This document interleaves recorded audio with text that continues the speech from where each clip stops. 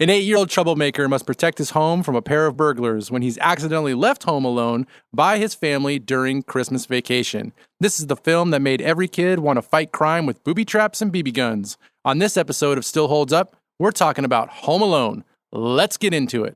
I took a shower washing every body part with actual soap, including all my major crevices, including in between my toes and in my belly button, which I never did before but sort of enjoyed. I washed my hair with the Don't Formula shampoo and used cream rinse for that Just Wash shine. I can't seem to find my toothbrush, so I'll pick one up when I go out today.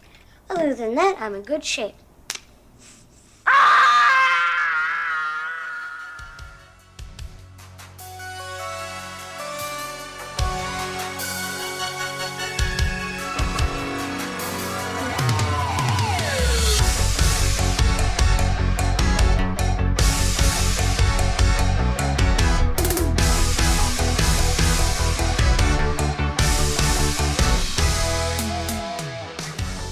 What are we talking about? Dude, we're talking about Home Alone. So this movie is directed by Chris Columbus. It's written by John Hughes, produced by John Hughes, starring Macaulay Culkin, Joe Pesci, Daniel Stern, John Hurd, Catherine O'Hara. You got some John Candy peppered in there. Let's see, it came out on November 10th, 1990 in Chicago. Then it had the United States release on the 16th of November. The budget was $18 million and a box office gross was $476.7 million. Talk about being profitable. It's just ridiculous to me to just think about that. 18 million and they made almost $500 million. Yeah. I mean, that means everybody went to go see this thing from here to globally. I mean, that's a ridiculous number. And that's back when movies weren't $15 a pop. It has to be the most profitable Christmas movie of all time. It just has to be, especially in the box office. When it came out, Roger Ebert gave it a 2.5 stars out of 4, gave it 2 thumbs down. He said the elaborate booby traps are the kind of traps that any 8-year-old could devise if he had a budget of tens of thousands of dollars and the assistance of a crew of movie special effects people. See, I mean, come on, like being in context. First of all, like you can't rate this with like Godfather, right? You got to rate it for what it is. It's a fun, kids, family, humorous movie, right? And of course, it's devised by an 8-year-old. Macaulay Culkin plays an 8-year-old. And the family did have money. I mean, they're well off. Yeah. But some movies, you got to suspend reality to enjoy it, right? And that's hard for me a lot of the times. Yeah. But I just feel like this is a ridiculous review. Yeah, just I really do. Go with it. That's the part that bothered you to make you give it 2 thumbs down is because of the booby traps that he set up. I didn't go into the depth of his review. I just kind of skimmed it. But this is the part that sticked out the most. And it's a shame. I would have loved to maybe have had a conversation with him 5 years later and say, hey, do you think your review still holds up? Yeah. And obviously people didn't care or paid attention because usually these reviews are before the movie actually comes out. Yeah. And they still did $500 million in the box office, even with this negative review. Yeah. Like sometimes I question, like, do people... Like, I know me personally, whenever I see a review of a movie, I don't really, hold them up to whether I'm going to go see the movie. I have, like, a specific group of friends. If they see it and I know their opinion holds more weight. Right. I'm like, oh, did you like it? And they're like, nah, you can wait for it to come on streaming. I'm like, okay, I'm good. Entertainment Weekly magazine gave the film a D, criticizing the film for its sadistic festival of adult bashing. Oh, well, the adult bashing, I get. But again, if like Siskel and Ebert were like the big review guys, right? Now, you're going to go on your limb career-wise to kind of go against one of their reviews. So I think sometimes it's like that mob herd mentality when it comes to reviews. If one big guy says it's horrible, everybody follows suits. No one really goes against it. I think most people mail in it in their jobs. Why would this be different? There's enough in this movie for adults to enjoy it. There's a lot of heartfelt scenes. Yeah, and a lot of character in it. It makes you warm and feel great at the end. That music is going, and it's there's no need to bash an 8-year-old Home Alone movie. I mean, it's not. Let's jump into some fun facts. Okay, I want to talk about the big one. All right, Warner Brothers was initially supposed to do the movie, and I saw a documentary on Netflix called the Movies That Made Us. One of the episodes was they talked about Home Alone. John Hughes said he could do the movie for $10 million. He came back and said, I need some more money. Warner Brothers said, that's not going to happen. We're not going to give you any more money. John Hughes decided to go talk to people over at Fox, let them know, hey, this is the situation. If Warner Brothers pulls out, backup plan. Can you come in and take the movie? And so he sells them on the idea.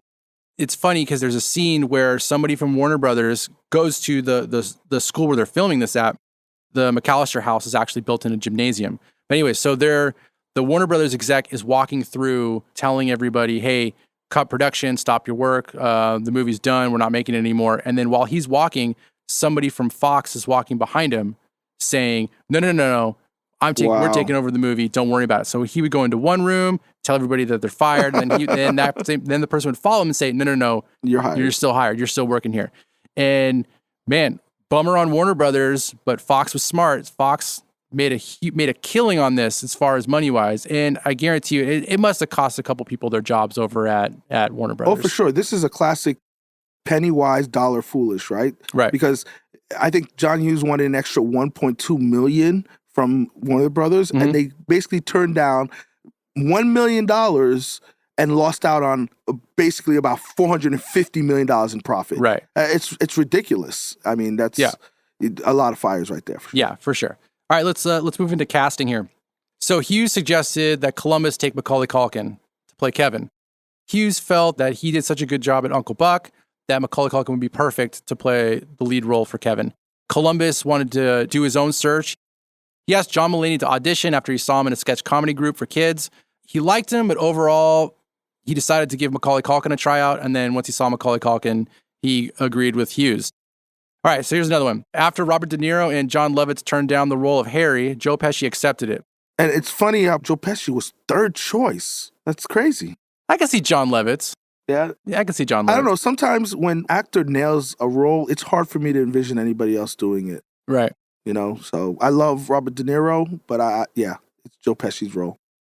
Here's a good one. Daniel Stern, he was cast as Marv, but before shooting started, he was told the production schedule had been extended for 6 weeks. So he dropped out after he wasn't going to get paid more. Oh, wow. So they ended up going with Daniel Roebuck. I don't know. So they went with Daniel Roebuck. So then after 2 weeks, they decided the chemistry wasn't really working out with Pesci. Oh, so wow. They went back to Daniel Stern and said, hey, here's your extra money. Come be a part of the movie. It's a completely different movie without him.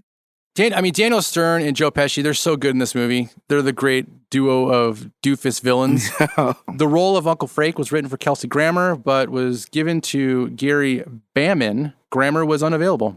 Yeah, he would have been a good jerk uncle, too. Oh, yeah. All right, so here's another one. Chris Farley auditioned for the role of Santa Claus impersonator, but he failed to impress Columbus, which is interesting because it's, because Chris Farley's awesome. Chris Farley's awesome. But they went with Ken Hudson Campbell. I just want to call him Ken Campbell. It's Ken Hudson Campbell. Yeah, he's not an assassin. Don't you only put 3 names for an assassin? Yeah, but he was great. I thought he did a great job as the impersonator. And I picked one of those clips with him in it, so We'll be able to listen to him. Let's see. John Candy was only available for 1 day to film his scene, and the scene took 23 hours to shoot. He was only paid $414. What? Since he did the film as a favor for Hughes. In return, he was the only actor Hughes allowed to go off script. According to Columbus, all his dialogue was improvised. Wow. 23 hours for that. Oh, man, he's grossly underpaid. Think so? $400. Oh my goodness. The last one I got for this, the film within the film. So Angels with Filthy Souls. So that's the video that Kevin always puts in and he watches, the black and white. To shoot the film only took 1 day. It was obviously filmed in black and white negative film, and it was filmed from a low perspective, so that way to kind of give that childlike look or childlike feel, like a kid's like looking up at it. And I never noticed that until I read this. Oh, that's pretty good.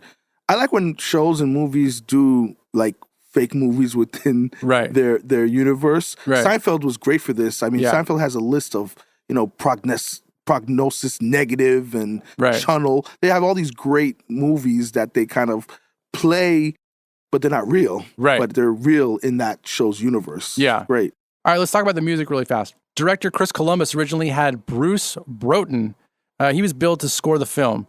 And early posters that came out to market the movie had him billed as the composer. However, he was busy. He couldn't make it. He was doing The Rescuers Down Under. I love that movie. Yeah? Yeah, the cartoon. You don't remember that movie? When I was a kid, I loved the movie. I don't know if it still holds up, but I love that. They go to Australia, the little mice. Yeah. Oh, yeah. Rescue Okay. Down Under. I was That thinking a of good like movie. Chippendale Rescue Rangers. No. What? They did a movie? They did. They made a Chippendale Rescue Rangers? Well, I know what they did The new now. one, The new yeah, one. No, it was awesome. I'm talking about back in the 90s. Oh, the new one was awesome. All right, so he couldn't do it. He had to bail at the last minute. So Columbus talked to Steven Spielberg. Steven Spielberg got him in contact with John Williams. And then John Williams ended up producing the final score for the movie. A lot of the music in the movie is traditional music, Oh Holy Night or Carol of the Bells. Mm-hmm. Rocking Around the Christmas Tree. Yeah. They're featured mainly throughout the film. But everywhere else, it's all John Williams. And the last song that peppered out throughout the movie is phenomenal. What is that called? You're talking about the song Somewhere in My Memory. No, that song is awesome, though. Yeah. I mean, as soon as you hear it, it's like, it gets you. It makes you want to tear up. All right, let's jump into the trailer. Let's listen to the trailer, and then let's see if it still holds up. Where are you going? We're gonna miss the plane! When the McAllister family left on their Christmas vacation, Did we miss the plane? No, you just made it. Yeah! they forgot one small thing. Have yourself I've a terrible feeling. Did you lock up? yourself be light. Do we set the timers on the lights? What else could we be forgetting? Our troubles will be ours. Kevin! Home Alone. Police in the northern suburbs are on the lookout for a pair of burglars who are calling themselves the Wet Bandits. We know that you're in there. It's Santa Claus. And it's Elf. Get off my property. This is my house. I have to defend it. Where's your mother? My mom's in the car. Where's your father? He's at work. What about your brothers and sisters? I'm an only child. Where do you live? Can't tell you that, Why not? because you're a stranger. He's a kid. I mean, what can a kid do to us? Kids are stupid. I know I was. You still are, Marv. This is it. I don't care if I have to get out on your runway and hitchhike. I am going to get home to my son. Yes! Where are you, you little creep? I'm gonna kill that kid! Why'd you take your shoes off? Why do you dress like a chicken? Gus Polinski, Polka King of the Midwest. If you have to get to Chicago, we'll gladly drive you. Hey, guys. Yesterday, he was just a kid. But tonight, he's a home security system. You guys give up, or you're thirsty for more? From John Hughes, I got a feeling this is going to be your best Christmas ever. a family comedy without the family. Home Alone. Are you here all alone? I'm 8 years old. You think I'd be here alone? I don't think so. All right. Solid trailer. Yeah. Nice and long, but it's the original. And that's what we like to play here. So I love any trailer with Don LaFontaine in there. He gives you like that action movie voice. Right. One kid home left alone. Yeah. All that good stuff. It's awesome. I think it's a great trailer. I think the way it starts off is you just think it's just a typical Christmas movie. Yeah. And then the wheels come off and crazy things happen. Yeah, you see all the him trying to maim, Joe Pesci, and it's awesome. Yeah. The trailer held up for the movie because when you see this trailer, you get excited. The trailer doesn't point you into a direction that the movie's not going to go. There is a scene in the trailer that's not actually in the movie. Well, the scene's in the movie, but the actor's not. So Kevin's getting asked the questions while he's at the grocery store. Yeah. It's the manager asking him the questions. But in the movie, the manager's not asking the questions. It's the clerk who's asking the questions. Yeah, the woman. The woman is. So know what? that guy's I never cut. So he's in the noticed that. trailer, but he's not in the actual movie. I thought it was some Mandela effect that was going on in that. No. Okay. But anyways, yeah. Because So I do remember the woman, but in the trailer, it's like the guy. I'm like, it's the exact same questions. Are you sure? I'm absolutely positive. You sure? I picked it as one. Thing? No, I picked it as one of my scenes. We'll watch it. Because I remember the clerk, not the clerk. I remember the manager and the clerk, the two of them. Yeah. From the trailer. Yeah. You sure it's not like that in the movie? I'm sure, unless I watched an edited version that took him out for some odd reason. Yeah. Then he's not in the movie.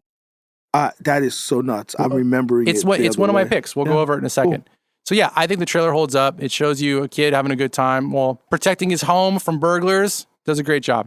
Some would argue it's one of the most profitable trailers because it got $500 million in the box office. I'm not going to let that go. I mean, that's a lot of money for an $18 million movie. Yeah.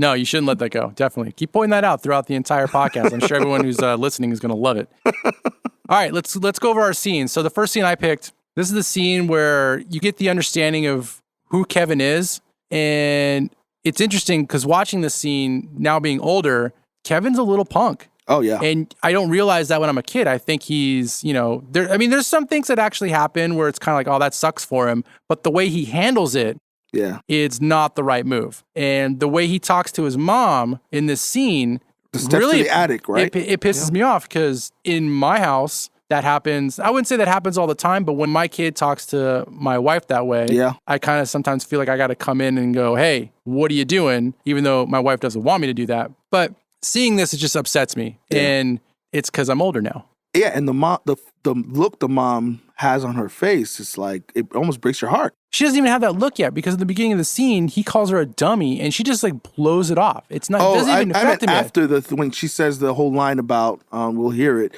don't wish for it. Yeah. She has that look like, oh man, heartbreaking. Let's listen. Get upstairs. I am upstairs, dummy. The 3rd floor? Go. It's scary up there. Don't be silly. Fuller will be up in a little while. I don't want to sleep with Fuller. You know about him. He wets the bed. He'll pee all over me. I know it. Fine. We'll put him somewhere else. I'm sorry. It's too late. Get upstairs. Everyone in this family hates me. Then maybe you should ask Santa for a new family. I don't want a new family. I don't want any family. Families suck. Just stay up there. I don't want to see you again for the rest of the night. I don't want to see you again for the rest of my whole life. And I don't want to see anybody else either. I hope you don't mean that. You'd feel pretty sad if you woke up tomorrow morning and you didn't have a family. No, I wouldn't. Then say it again. Maybe it'll happen. I hope I never see any of you jerks again. The dummy, and I know in my household, that would be the first and last time. The rest of that conversation doesn't even happen in my house. As soon as you call us a dummy. Yeah, it's over. Yeah. It's lights out. Yeah. Not lights out in that sense, but you know what I mean. Yeah, no, I get what you mean. Catherine O'Hara, she does a great job in this movie. She's not in the movie, obviously, as much as Kevin and everything else that happens in the house. But when she's in the movie, she's fantastic. And that scene right there, she's got these glazy, these eyes. Yeah, that's what I'm talking about. She blinks, which is kind of like, oh, yeah? Yeah. You don't mean that. That look is just like, I'm like, oh, wow. Yeah. And you can see why Hughes wanted Macaulay Culkin in this movie. I'm trying to think of even kids in movies today that are as good as Macaulay Culkin is in this movie. I would say in terms of that edge, I would go Terminator 2, one of my favorite movies. No. Hold on. Furlong, being rude. That's the only thing that would come close as a rude kid in that era. Yeah, I'm not talking about the rudeness part. I'm talking about how you just believe that this kid can be this rude, but then can also be this scared, can also be this, I guess, strong in the end of the movie. And Macaulay Culkin does such a great job throughout. And this scene right here, it's just a really good scene by both of them. Yeah, you still see him as a kid who obviously can't handle his emotions and talks as badly as some of the adults and his older brother in the house. Because his uncle, just a few minutes earlier, called him a jerk. Yeah, he did. So, of course, he's going to go back and use the word jerk because obviously it's something that family uses often. Yeah. And his brother was using it. All right, let's talk about the next scene. I like this scene. It's when the pizza delivery boy goes to the back door, drops off the pizza. Yeah. And Kevin decides to play Angels with Filthy Souls and scare the crap out of the pizza guy. All right, let's listen. Who is it? It's Little Nero, sir. I have your pizza. Leave it on the doorstep and get the hell out of here. Okay. Well, what about the money? What money? Well, you have to pay for your pizza, sir. Is that a fact? How much do I owe you? That'll be $11.80, sir.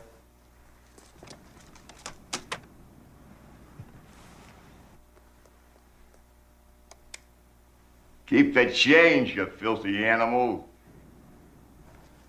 Cheapskate. Hey, I'm gonna give you to the count of 10 to get your ugly, yellow, no good keister off my property before I pump your guts full of lead. 1, 2, 10. Such a good scene. Yeah, awesome. I'm curious of how many kids actually tried to do this. Oh, I'm sure. After they saw the movie. Yeah, I'm sure a lot of people tried that. It probably would work even better now today, with the technology that we have. Yeah, could really make it work. Probably. I thought it was great. Kevin's still in the middle of, being left alone by himself. He's enjoying it, loving life, going through his brother's bedroom, finding the money, buying the pizza, because Buzz is the reason why he didn't get the cheese pizza in the beginning of the movie. Yeah. Remember, he ate the last of the pizza. Started the whole fight. Yeah. And how about this pizza delivery guy? At the beginning of the movie, he's delivering like a dozen pizzas. Yeah. And the mother just gives him like a wad of 20s, like obviously a ridiculous amount of tip. Right. And he's like, oh, thanks for the tip. And now he's complaining that, he's delivering one cheese pizza and obviously the tip wasn't enough for him. So he deserves to stumble around a little bit. Yeah. I mean, the family just gave you a ton of money just a couple of nights ago. I forgot about that. What do you need? Like every time you need $20, $30 tip? Come on, guy. If you're a delivery person, you want that every single time. We're going to talk about this guy. I got more to say about this pizza delivery guy. All right, cool. Let's talk about the next scene. So this next scene, this is the second time Kevin goes shopping by himself. So the first time he went, it wasn't a great outing. He got scared because he saw the neighbor, which we'll talk about him in a little bit. He ends up stealing a toothbrush. Yeah. He thinks he's a criminal. So, but now the second time he's going shopping, he's hit a maturity level where he's cutting coupons. He's acting like he's an adult. He grew up overnight. Yeah, it's like he grew up overnight. And the conversation he has with the clerk, he's acting like an adult, but then when she starts to question him, he reverts back to cute innocence. Yeah. And it works really good for him. I think it's a great scene. Let's listen. Are those microwave dinners any good? I don't know. I'll give them a whirl.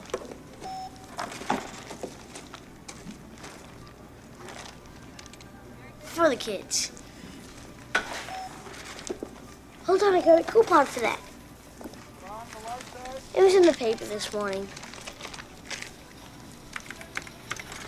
There is no man. 1983. Well, this is the question right here. Are you here all by yourself? Ma'am, I'm 8 years old. You think I'd be here alone? I don't think so. Where's your mom? My mom's in the car. Where's your father? He's at work. What about your brothers and your sisters? I'm an only child. Where do you live? I can't tell you that. Why not? Because you're a stranger. See? Yeah, you're right. Yeah. Now I'm remembering this. Right? The manager's just gone. So Yeah. they obviously did multiple takes thinking, well, should we have a male figure asking him questions or a young female figure? Or why would the manager come over anyway? Well, because he sees a kid shopping by himself. Yeah. I don't think that was a regular thing in the 90s. I don't think it's a regular thing now. Well, my kid will ride a skateboard to the grocery store and he'll get a couple things. I'm from New York. I've been going to stores since I was a little kid. I used to walk blocks to go buy chips and quarter juice boxes and stuff. So it's totally okay for a kid to go shopping where I'm from. Well, at Kevin's age, I was actually going to the liquor store next door, and I was actually getting my dad cigarettes. I'm not even joking. You see? Yeah, my dad knew the owner, but I would go there and get cigarettes and whatever else that I needed for him. So I guess not uncommon for us, but I feel like remember this is the 90s. Kids could walk a couple of blocks to go to a park on their own. Nowadays, you don't let your kid play outside the front lawn without eyes some kind of on a them. GPS on their phone or something. Okay, let's talk about the next scene. John Candy finally makes an appearance in the movie. Fabulous as always. So he has a conversation with Kate. Catherine O'Hara plays Kevin's mom. So she's stuck at the airport because bad weather. Plane had to land for safety reasons, whatever. So they have a layaway. And so John Candy overhears Kate having a conversation with the airline clerk and decides to step in and kind of offer his services. And I just love it because if you ever seen Planes, Trains, and Automobiles, it's kind of what happens to his character where he's just trying to get home. Can't fly the plane, so he's got to drive. He's got to go on a bus. Can't take the bus. Got to rent a car. And then he finally get on a train. So in this, it's almost like, oh, I just did this whole thing with Planes, Trains, and Automobiles. Let me come over here, and then I'm going to rent a van and then offer you a ride to get to your destination. You want to hear the crazy thing? You've never seen Planes, Trains, and I Automobiles? think I've mentioned this. That's not the crazy thing that I've never seen it. What? The first time I even heard about this movie was when you were talking about it on one of our, behind the scenes, meetings. I never even heard of the movie, to be honest with you. That makes me question how you were raised. I just want to say that. I never heard of the movie. Obviously, never saw it. It wasn't even in my universe until about a couple of weeks ago. Anyways, it's a great scene between them. He's kind of pitching his band and stuff. The Kenosha Kickers. Yep. All right, let's just listen. Allow me to introduce myself. Gus Polinski. All right. Polka King of the Midwest. The Kenosha Kickers. Hi there. How are you? No? That's okay. I thought you might have recognized. Anyways, I had a few hits a few years ago. That's why I, just polka, polka, polka, polka, polka, polka. No? Twin Lakes Polka, Damavuji Polka, a.k.a. Kiss Me Polka, Polka Twist. Well, these are songs. Yeah, some fairly big hits for us, in the early 70s, Yeah, we sold about 623 copies of that. In Chicago? No, Sheboygan. Very big in Sheboygan. They loved it, I'm sorry, did you say you could help me? Anyway, I'm rambling here. Our flight was canceled, so we gotta drive. So, see the guy in the yellow jacket over there by the budget sign? He's gonna rent us a nice big van, and we're gonna drive to Milwaukee. Now, I heard you had some problems. You're getting to Chicago to see your kid or something? My son. John Candy is the ultimate legend. And the fact that he did this all in one day, right? Filmed the whole thing in one day. Yeah, he filmed it all in one day. And then let's not forget about the hot take or the trivia that we just did earlier, that he was the only one who was allowed to go off script. Yeah. And then Columbus said that most of his lines was all improv. There. So 600 copies. Like, I just love the fact that he's presenting himself as if like he's like a big time celebrity, and you're supposed to know me. I mean, I'm like the Polka King. He's rattling off these songs, obviously that he just came up off the top of his head, right? Right. And she has like no clue, and he just keeps going on with it. The sales were in Sheboygan. Yeah, it's good. It's a great character. So if Catherine O'Hara, she has to feed off of his improv. She does a fabulous job. I mean, obviously that might not have been the first take, but just imagine the first take, and she's probably got to, keep a straight face during that entire scene, because it's a ridiculous scene. Oh, it's great. But he's phenomenal. Yeah, but it's very good. So that scene just shows the mom's doing whatever she can to get home. She's even yelling at airplane clerks, and she's talking to strangers. She's going to get on a bus with a polka band. All right, so it's now getting closer to the final showdown between, obviously Kevin and Harry and Marv. Kevin's he misses his family now. Now he's gone through the transition of being scared, being by himself, to loving life, to then growing up, to now he's like, I miss my parents, I miss my family, I want them back. So he decides to go have a conversation with Santa Claus, basically ask Santa for help. Yeah. Right? So let's listen. Santa, hold on. Can I talk to you for a minute? Yeah, if you make it quick, Santa's got a little get-together he's late for. Okay. I know you're not the real Santa Claus. What makes you say that? Just out of curiosity. I'm old enough to know how it works. All right. But I also know that you work for him. I'd like you to give him a message. Shoot. I'm Kevin McAllister, 671 Lincoln Boulevard. Do you need the phone number? Nah, that's all right. Okay, this is extremely important. Would you please tell him that instead of presents this year, I just want my family back. No toys, nothing but Peter, Kate, Buzz, Megan, Linny, and Jeff. And my aunt and my cousins. And if he has time, my Uncle Frank. Okay?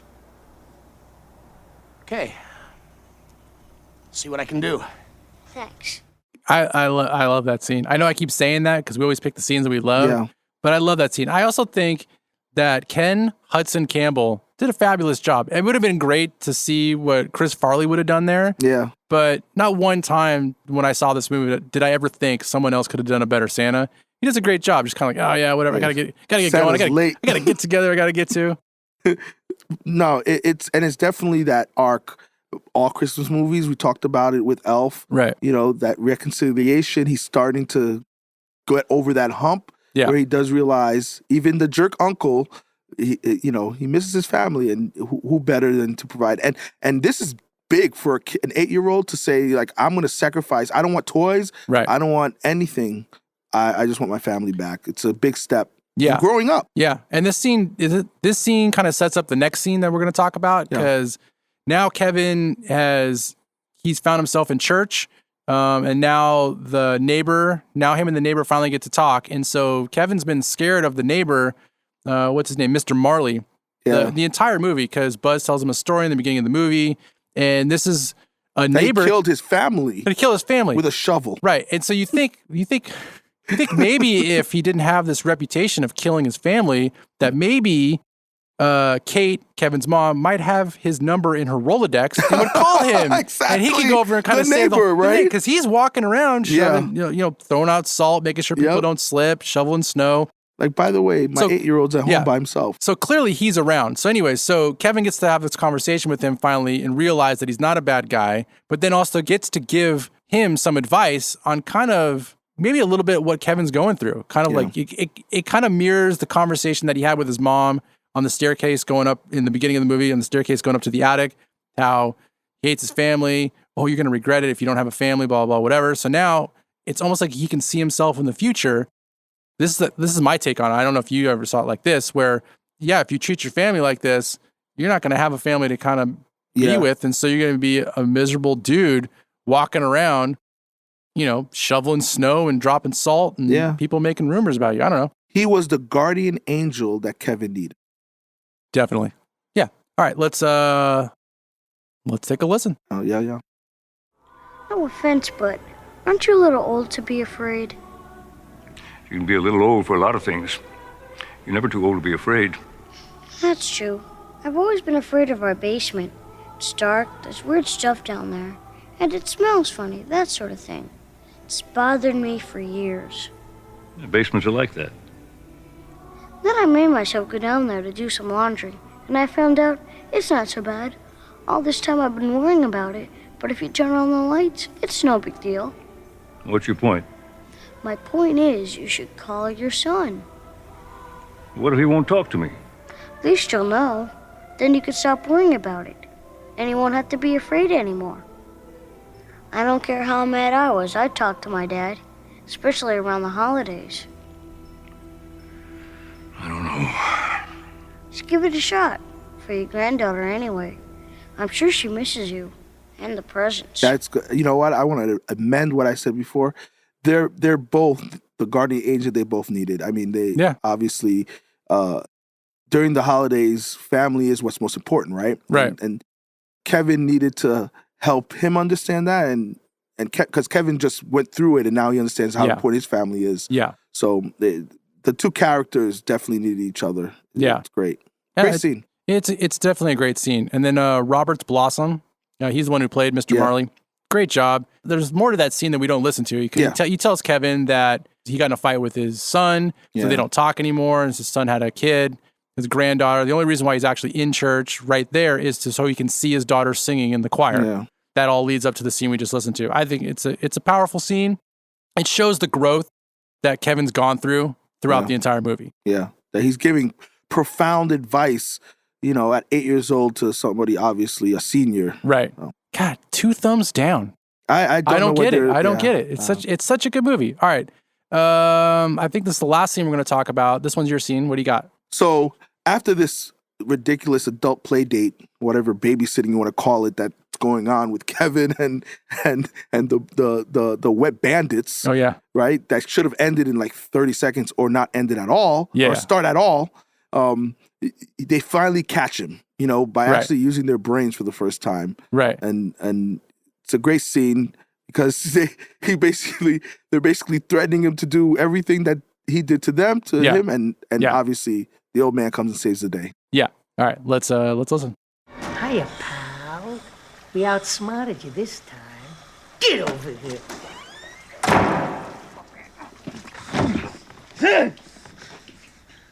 What are you gonna do to him, Harry?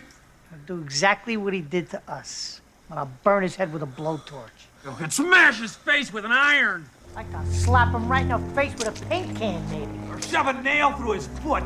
First thing I'm gonna do is bite off every one of these little fingers, one at a time. You think he would have done it? I know. It's like he's about to. Right. And Mr. Marley comes and saves the day finally with the shovel. Yeah. Good thing you had that conversation with him in church. Yeah. My whole thing is they spent all this time getting destroyed by this 8-year-old, and all they had to do was just like, double back around. Right. At any point they could have. Actually, my biggest problem is, we'll talk about it, more in my takes, is like, why didn't they just rob the place when he went to sleep? He's a kid. He's going to fall asleep probably like 10, 11 o'clock. I don't know. Maybe they think he should have already been asleep. Maybe they're also like, he's a 10-year-old kid. I don't think they realized what they were getting themselves into. Yeah, the worst thing that happened to them was, who got shot in the groin with a BB gun? Joe Pesci. Joe Pesci did. Yeah, Harry did. Yeah, Harry so he did, got shot. He got shot in the groin with a BB gun. Yeah, nothing. Yeah, and that's really it. That's a bad thing. That's a big thing. But you wouldn't think, going off of that you're about to go into a giant booby-trapped war zone set up by a 10-year-old kid. Yeah, I think you mentioned in a previous episode how action movies always accelerate the stuff. Yeah. If you look at, I know we're not doing Home Alone 2 right now, but Home Alone 2, the traps get even worse. There was like electrocution. Yeah. Like Kev was trying to kill him at that point. All right, perfect. Let's go into my favorite part of this podcast, which is talking about all of our hot takes and random stuff. Yeah. And my most random thing for this movie has got to be the amount of mannequins and life-size cutouts and all the stuff that Kevin has around the house, the props, to set it up to make it look like there's a party going on. Now, it's. I'm not saying it's not a great scene. I think it's. And the music's phenomenal. It's a fun scene. Kevin McAllister, Macaulay Culkin sitting there dancing along with the music. It's a puppeteer. He's basically a giant puppeteer.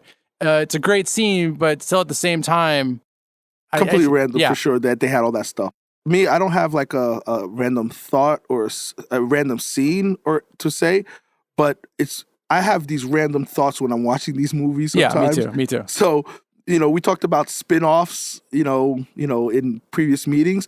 Like, I would love to see the pizza delivery guy movie spin-off. Oh, we're jumping to spin-offs? I got a whole section for spin-offs. I know we have a whole section spin-off, but my random thought was this spin-off. Okay. Like just seeing all the crap that he goes through and his horrible driving. And then the thing I really want to see is him going back to that McAllister house after getting shot, right? Because he's going to have to deliver again there. Or did he quit? So that was really my thought. Like, it would be interesting to see the life and times of this pizza delivery driver. Well, think about also, like, careless. If the pizza delivery driver thought he was being shot at, police, don't you think he would have called somebody? Good point. You're gonna be that guy. At least tell your manager, and your manager might say something. Like, dude, they shot at me. I'm done. Yeah. So I got 3 spinoffs that I would like to do for this show. I think the brother Buzz. Yeah. He would have a great spin-off show. Like, this would be another one that would go, so now Disney owns Fox, so this would be on Disney Plus. Yeah. 10 episodes. It's Buzz in college. And it could even be, you could even do it now where Buzz is the professor, but he's the professor of botany. Is that what botany is for arachnophobia or for spiders and stuff? No, botany isn't that plants? Oh, then what's insect? Biologist? I don't know. Is it a biologist? I don't know. That's a good question. Anyways, he became even good where he'd be like a professor at some college. He's obviously like a mean one. All right, my next spinoff would be Marv and Harry. Their adventures. They got to raise some money. They got in some trouble with the mob in Chicago. So now they got to go on this giant heist thing where it's like almost like Gone in 60 Seconds. But instead of Gone in 60 Seconds, like them robbing all these or stealing all these cars, they got to rob all these houses, kind of like what they're trying to do in Home Alone. Like all the houses on the street, they're trying to rob them all, but they got to do it in a timely fashion. I love this concept of the spinoff. Yeah. And you want to know what I would really love to see in this? What? Who their fence is. Because if you're a thief and you're stealing people's homes, you got to move the merchandise to get your money. I got your guy. So now I got your guy. What fence is going to be stupid enough or, crazy enough to work with Marv and Harry? It has to be an over-the-top kind of character to be the fence. It's John Lovitz. So John Lovitz did get it, or he passed on the role for Harry. Yeah, so they just have him as the fence guy. You bring him in, and he's the guy they bring he has all to this be stuff. over the top, though. Oh, Lovitz can be over the top. I don't think it'll be a problem. And then my last spinoff, it's got to be Gus the Polka King. Polka King. Yeah, I would follow John Candy into him going on tour in Kenosha Nights. You can call it Kenosha Nights. Kenosha Nights. So he takes the Kenosha Kickers. They go to Sheboygan. And they play like either on tour or they play like a 3-night festival. Yeah. And just crazy things happen. 3 nights in Sheboygan. 3 nights in Sheboygan. Come on.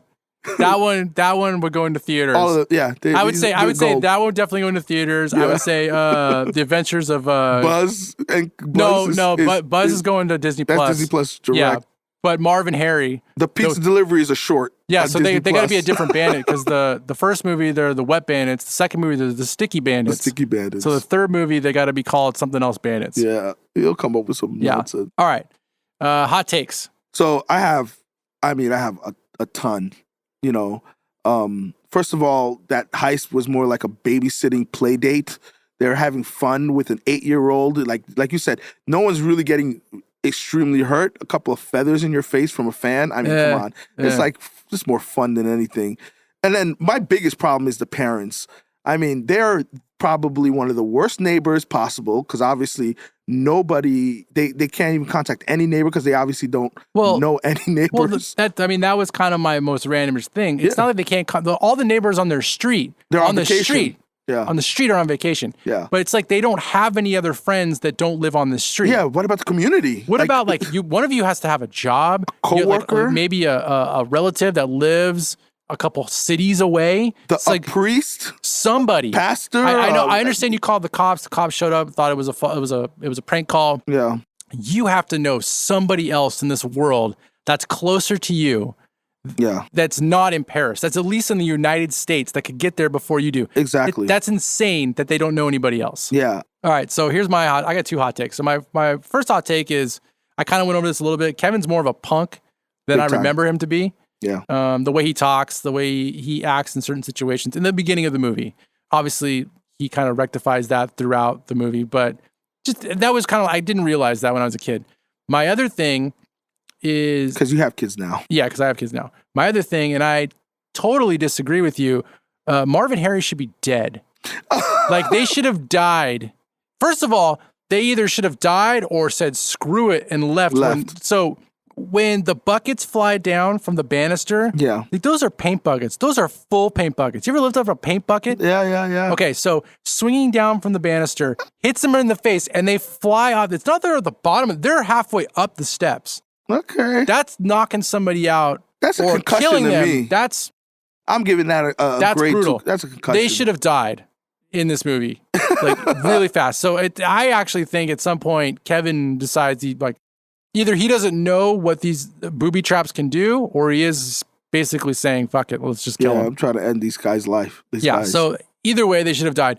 And I would have stuck to that a little bit more in my review, Roger Ebert, than the fact that there's no way some kid could have made all of these things without having some help and $10,000 budget. I mean, I don't know about the $10,000 budget because he's using stuff that he's using stuff that you could find anywhere, like rope and paint cans. Yeah, the only thing that might be questionable is, did they have any paint cans? When's the last time they painted their house? Everybody has paint cans. I mean, I got paint cans in the garage. It's But anything else that's used in those props, I can't think of one thing that wouldn't have been found in a household. Yeah. So, wrong again. Especially a house that big. Right. All right, let's do rankings. Yeah. Obviously, it's one of my favorite John Hughes movies. I like a lot of his movies. Actually, my favorite one is actually Ferris Bueller. I watch that every Labor Day. Oh, I love that. Every Labor Day, first thing I do, I watch. My wife hates it. Why? She's weird. But it's definitely a top 10 holiday movie. Yeah. I'm not gonna say it's in my top 5, but it's definitely it's one of those movies you only watch. Well, for me, I only watch it during the holidays, and you suspend your reasoning and just sit down and enjoy it. So that's why it's one of my top 10. Yeah. And he goes through. It's a great Christmas movie. Great music. Christmas music is phenomenal in there, and the ending is heartwarming, and he reconciles with the family like every Christmas movie does. It's awesome. Yeah. I think I'm pretty close to what you got. It's definitely in my top 10. Whether it even reaches the top 5, I don't really know that for sure. Once we go over these other movies, right now I know it's definitely my top 10. We talked about how, obviously I discovered what a jerk Kevin is in at least in the beginning of the movie, but yet even though he's like that, this movie captures the Christmas spirit extremely well. Yeah. It's a very likable movie, in my opinion. It's got a lot of charm. The music, the composition is fantastic. Yeah, I mean, I think it's a great movie, even though with the violence that Kevin does and stuff. But yeah, anyways, yeah, top 10 holiday movie for sure. Get into awards? I got some awards. So my award for making the plot happen has to be the neighbor kid, Mitch Murphy, the kid next door. So check it out. So in the beginning of the movie, when the power goes out and they're all rushing to get out of the house, the little kid, Mitch Murphy, decides to come over and talk to one of the van drivers picking him up. And because he's in there asking all these questions, bugging him, he gets added into the count of being, Kevin. He's Kevin. Being Kevin. So they have the count's good, so they get to leave the house. If that kid doesn't show up, they realize they're missing Kevin. They go and they wake Kevin up. They most likely miss their flight because of that. Yeah. And then there's no movie. Yeah. And then they hate Kevin even more. Oh. Kevin never gets the life lesson. He doesn't get to go on his adventure. The mother doesn't realize, I mean, she always realized how much she loved her kid, but she doesn't get that, that ultimate kid guilt trip. Yeah.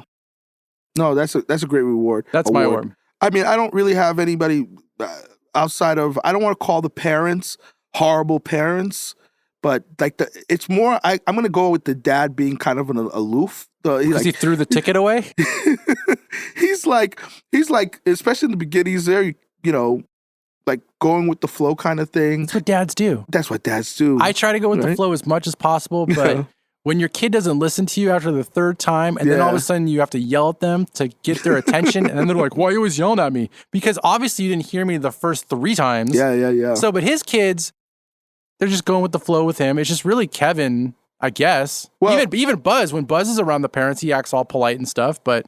Well, to continue off of my awards, I don't want to say they're horrible parents, but they need to sit down and reassess how they're raising these kids. Because honestly, before this movie, Buzz and Kevin are 2 of the worst kids you will find. Like I wouldn't want my kid to hang out with either one of them. Like they're bad kids, man. Like they're not doing a good job with those two. Two boys. Buzz is questionable. I don't think Kevin's a bad kid. Kevin. He called his mom a dummy, dude. That's rough. Kids are kids. Kids go through that whole. Now we're making this more of a parenting show, but I feel kids go through that the stage of trying to be alpha, trying to you don't have to tell me what to do, kind of thing. Of course, yeah. I mean, my 3-year-old's doing it to me right now. Right now, he's doing it. He always says no. In a minute. Of course. 3 years old. And he says no in a minute because I say no in a minute. Give me a minute. All right, so final thoughts. Does the movie still hold up? For me, for a holiday movie you're going to want to sit down and enjoy with your kids, for sure. It still holds up. I mean, it's a different era, time. There's plenty of little things, holes we talked about. Right. Most movies have that. Most movies have that. You just have to suspend, like we said it before, your reasoning and just sit and enjoy it. The part that holds up great, obviously, is the character arc of Kevin. Mm-hmm. Being the little jerk you said in the beginning. Being scared to be home alone, enjoying it, then missing that whole reconciliation side of what makes a good Christmas movie. And, the relationship between him and Mr. Marley is phenomenal too. It's short. But it strikes a good note. Yeah, it's what the movie needs at the right time. Yeah, for both of them. Yeah, no, I agree. 100% for me. Yes, this movie still holds up. I think this movie is a great Christmas movie. We obviously talked about ranking it if it would still be, in my top 10. If the movie's in my top 10, it's still, in my opinion, it should still hold up. My 2 oldest kids have seen it. I don't think my 3-year-old would even watch it right now because it's not cartoons, so I don't think he really cares. Or Star Wars. He loves Star Wars. But yeah, the movie still holds up all the way through. What I want my kids to get from this movie is to have the same feeling I had when I saw it, which was, I am a kid. I feel like I can take care of myself no matter what happens. Yeah. And I like that feeling, whether it's right or wrong, depending on what situation. I don't want my kids thinking that they can, we don't need to call the police if someone's trying to break in because I can just set up this, flamethrower really quick. Oh, yeah, where are we getting a flamethrower at the house? We should probably think about that one when we're going over stuff that's like anything random things. What are they doing in the house they need a flamethrower for? Anyways, that's for another time, I guess. Yeah. I think we both agree the movie still holds up. Oh, for sure. Everybody, thanks for listening, and we'll catch you next time.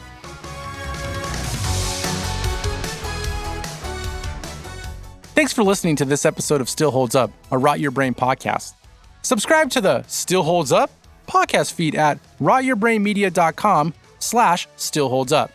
Follow us on Twitter at rot_yourbrain and support Rot Your Brain Media and its podcast by being a part of this exciting new and growing community. Visit patreon.com/rotyourbrainmedia.